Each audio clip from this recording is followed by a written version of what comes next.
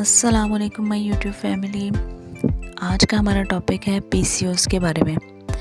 PCOS किसे बोलते हैं, इसकी वजह से क्या क्या प्रॉब्लम्स जो हैं वो एक फ़ीमेल को फेस करना पड़ती हैं और उससे रिलेटेड मतलब कि प्रेगनेंसी में आपको क्या क्या प्रॉब्लम्स हो सकती हैं। ठीक है, सो इन सारी चीज़ों को डिस्कस करने से पहले हम ये देख लेते हैं कि पीसीओएस होता क्या है। पीसीओएस होता है पॉलीसिस्टिक ओवरी सिंड्रोम। ठीक है, अब ये पॉलीसिस्टिक ओवरी सिंड्रोम जो है ये किस वजह से होता है। ये असल में जो हमारा एंडोक्राइन सिस्टम है ना हमारी बॉडी में, एंडोक्राइन सिस्टम बोलते हैं हमारी बॉडी में एक हार्मोन्स का सिस्टम है। हार्मोन्स जो रेगुलेट करने के लिए एक सिस्टम होता है हमारी बॉडी में, उसको हम एंडोक्राइन सिस्टम बोलते हैं, जिसकी वजह से हमारी बॉडी के तमाम जो है ना फंक्शंस जो हैं वो हो रहे होते हैं। हमारी बॉडी का एक एनवायरनमेंट मेंटेन रहता है, हमारी बॉडी में एक होम्योस्टेसिस मेंटेन रहती है, एक तवाज़न कायम रहता है हार्मोन्स की मेंटेनेंस की वजह से। ठीक है जी, सो जब एंडोक्राइन सिस्टम जो है हमारा वो इरेगुलर हो जाएगा या उसमें डिसऑर्डर हो जाएंगे, हार्मोन इम्बैलेंस हो गए।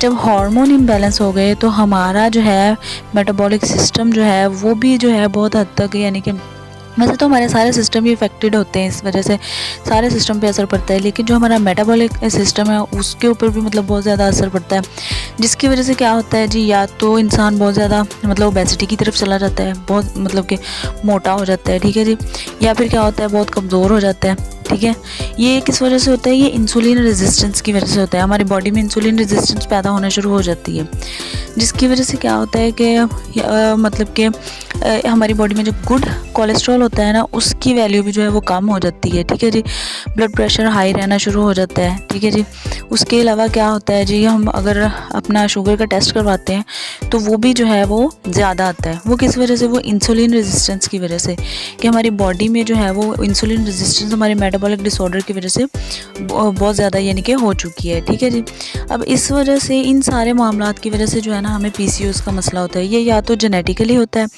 या फिर ये नेचुरली मतलब कि हो जाता है। ठीक है, एंडोक्राइन सिस्टम में डिसऑर्डर हो जाए तो उस वजह से ये हो जाता है। ठीक है जी, अब जब इंसुलिन रेजिस्टेंस होती है हमारी बॉडी में, यानी कि हमने फूड ली है, ठीक है जी, हमारी फूड जो है वो हमारे यानी कि मेटाबॉलिक सिस्टम के थ्रू जब वो हमारे सेल्स तक पहुंचती है, ठीक है जी, तो क्या होता है जी, मतलब कि हमारी बॉडी में इंसुलिन हमने खुराक ली, खुराक में ग्लूकोज है।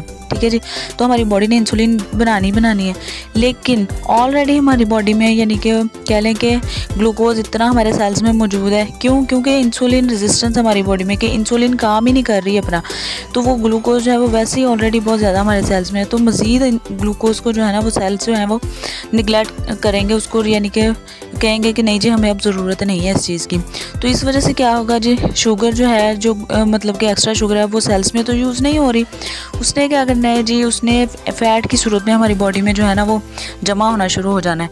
ठीक है जी, अब इस वजह से क्या होता है जी, ये सारी चीज़ें मतलब कि पीसीओएस को लीड करती हैं, कि पीसीओ होता है, इंसान का हाई ब्लड प्रेशर होता है, ठीक है, डायबिटीज़ टाइप 2 हो जाती है। ठीक है जी, सो इस तरह के होते हैं, या बॉडी पे मतलब कि अब पीसीओएस को हम तब तक जो है ना वो नहीं कह सकते कि ये पीसीओएस का प्रॉब्लम है जब तक हमें उसके सिम्टम्स शो नहीं होते। अब उसके सिम्टम्स कैसे हैं कि एक्स्ट्रा ग्रोथ ऑफ हेयर्स, यानी कि मुँह पे बाल आ जाते हैं औरतों के।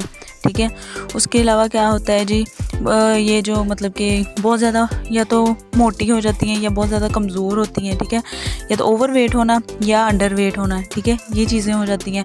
पीरियड्स का इरेगुलर होना, पीरियड्स इरेगुलर होते हैं तभी जो है वो फीमेल्स जो है ना जाती हैं डॉक्टर के पास कि जी हमारी मतलब कि बेटियों के पीरियड्स इरेगुलर, या मोस्टली ये शादी के बाद जब कंसीव करना होता है ना तब इनफर्टिलिटी के केसेस में इस तरह के पेशेंट आते हैं कि जी हमारा मतलब कि पीसीओएस का प्रॉब्लम है या एक्स्ट्रा हेयर ग्रोथ का प्रॉब्लम है, पीरियड्स इरेगुलर हैं, तो फिर जो है वो डायग्नोस होता है कि जी ये जो है पेशेंट जो है ये पीसीओएस के पेशेंट है। ठीक है, अब इस तरह की कंडीशंस में जो है वो क्या होता है कि पेशेंट को जो है ना अल्ट्रासाउंड जो है वो करवाई जाती है। अल्ट्रासाउंड में मतलब कि फिर जो है ना वो शो होता है कि जी अच्छा अब मतलब कि जो है ओवरी जो है उसमें बहुत ज़्यादा सिस्ट शो होती हैं।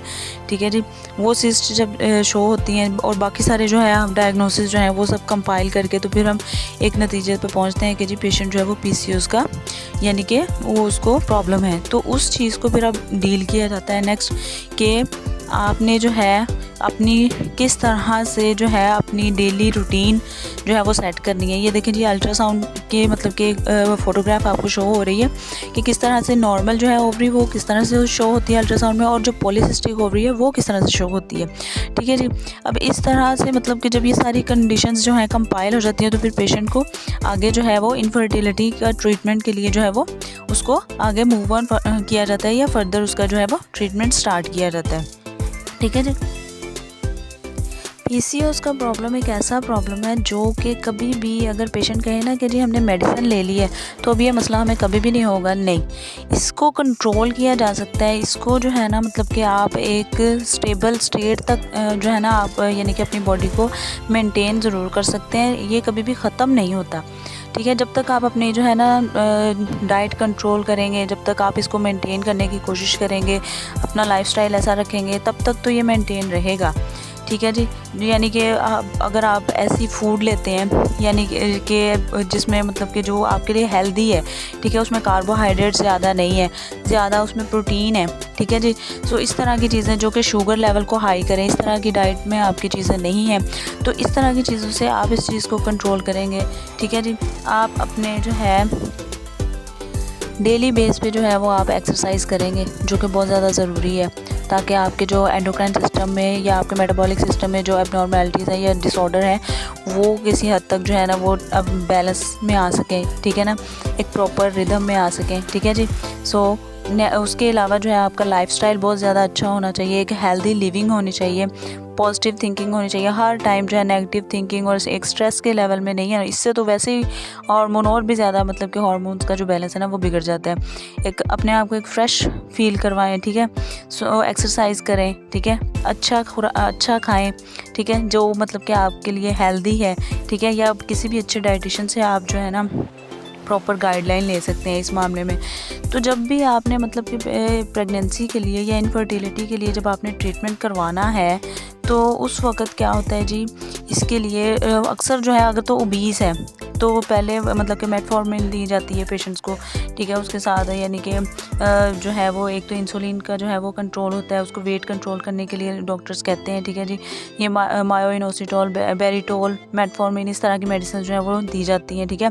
सो जब वेट कंट्रोल हो जाता है पेशेंट का, उसके बाद उनको प्रेगनेंसी के लिए लेट्रोजोल, क्लोमिफेन, ठीक है, ग्रेविमिनान, इस तरह के इंजेक्शन लगवाए जाते हैं। प्रोजेस्टेरोन, हाइड्रोक्सी प्रोजेस्टेरोन, इस तरह के इंजेक्शन उनको लगवाए जाते हैं, ताकि जो है वो पेशेंट वो जो है वो प्रेगनेंसी के लिए अपने आप को यानी कि वो रेडी कर सके, या वो मतलब कि एक हेल्दी उनकी जो है वो यूट्रस जो है या ओवरीज जो है वो हेल्दी हो सके।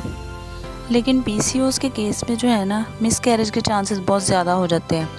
एक तो इस वजह से कि वो हाई ब्लड प्रेशर होता है उन पेशेंट्स में। ठीक है ना, हाइपरटेंसिव पेशेंट्स होते हैं, वो शुगर का प्रॉब्लम होता है, इंसुलिन रेजिस्टेंस का प्रॉब्लम होता है। ठीक है, तो फीटस में जो है वो बेबी को शुगर का मतलब कि अटैक होने की वजह, प्रेगनेंसी में तो वैसे ही हाई रिस्क होता है शुगर होने का ना, डायबिटीज़ होने का, तो उस वजह से भी यानी कि बेबी जो है उसका मिसकैरेज हो सकता है बेबी का। ठीक है ना, हाई ब्लड प्रेशर की कंडीशन हो सकती है, हाइपरटेंसिव कंडीशन, उसमें जो है बेबी का जो है ना वो जो है ग्रोथ रुक सकती है या उसका मिसकैरेज हो सकता है। या आफ्टर डिलीवरी जो है ना वो जो है वो पेशेंट को जो है फेस करना पड़ सकती है इस तरह की प्रॉब्लम्स, जैसे कि प्री मेच्योर डिलीवरी यानी कि 6-7वें महीने में जो है ना डिलीवरी हो सकती है, पहले लेबर हो सकती है, प्री टर्म लेबर जिसको हम बोलते हैं। ठीक है, और डिलीवरी के बाद भी जो है ना बेबी की डेथ के चांसेस होते हैं, उसमें बहुत सारी कंडीशंस आ जाती हैं। अब वो मतलब कि एक डिफरेंट एक अलग बात है। सो उम्मीद करती हूँ कि आपको आज का मेरा टॉपिक जो है वो आज की इन्फॉर्मेशन जो है आपको अच्छी लगी होगी। ये जितनी भी नॉलेज आप तक पहुँचाई जाती है एक रिसर्च बेस्ड होती है, ऑथेंटिक नॉलेज होता है, और ताकि इजी यानी कि आम अल्फाज में जो है ना आपको मैं समझा सकूं। तो अगर आपको मेरी वीडियो अच्छी लगी हो तो मेरे चैनल को सब्सक्राइब कीजिए, मेरी वीडियो को लाइक कीजिए। ओके जी, अल्लाह हाफ़िज़, मिलते हैं अगले लेक्चर में।